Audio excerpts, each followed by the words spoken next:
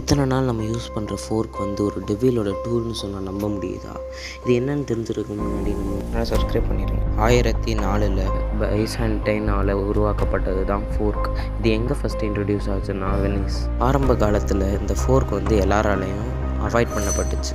ஏன்னு பார்த்தீங்கன்னா, இந்த ரிலீஜியஸ் லீடர்லாம் என்ன சொல்கிறாங்கன்னா, இது கடவுளை வந்து அவமரியாதை பண்ணுற மாதிரி இருக்கும். ஏன்னா நம்ம கடவுள் வந்து இயற்கை கை கொடுத்துருக்கும் போது நாம் எதுக்கு செயற்கை கை யூஸ் பண்ணணும்னு எல்லாருனாலையும் கேள்வி எழும்பப்பட்டுச்சு.